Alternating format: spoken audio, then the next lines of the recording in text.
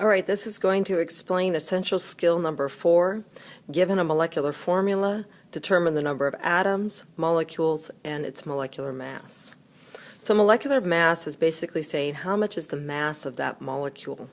So if I look at the molecular formula SiO2, I need to know a couple of things. First of all, you have to remember that the subscripts always tell us the number of atoms. That'll be a question on your test.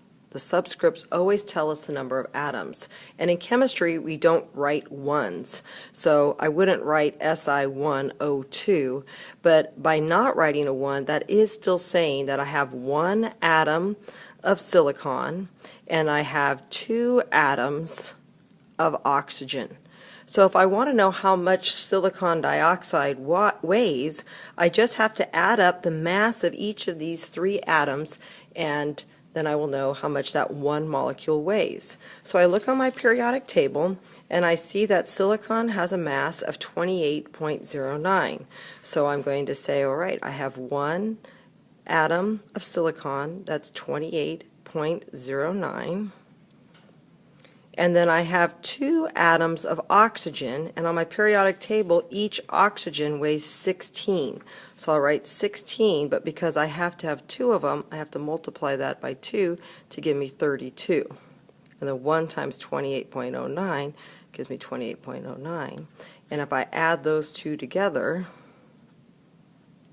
I get 60.09 atomic mass units. That's how much 1 molecule of silicon dioxide will weigh. Now, the next thing we have to know is, what does the coefficient mean?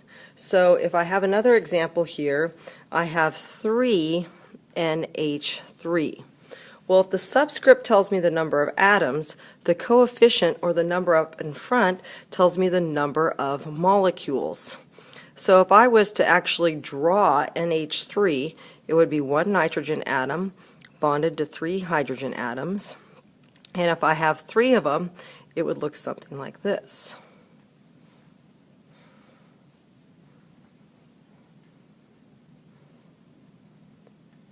So in my 3 molecules of NH3, the question is, how many nitrogen atoms do I have?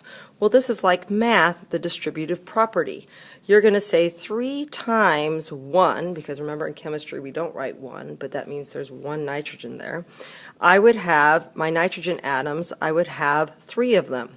And each nitrogen weighs 14.01, so I would have 3 times 14.01, 42.03 is the mass of the nitrogen in my 3 molecules of hydrogen. And then you could see here I have 1, 2, 3 nitrogen atoms. And then if I want to know how many hydrogens I have, it's multiplication. Okay, so 3 times 3 says I have 9 hydrogen atoms. And here they are, 1, 2, 3, 4, 5, 6, 7, 8, 9.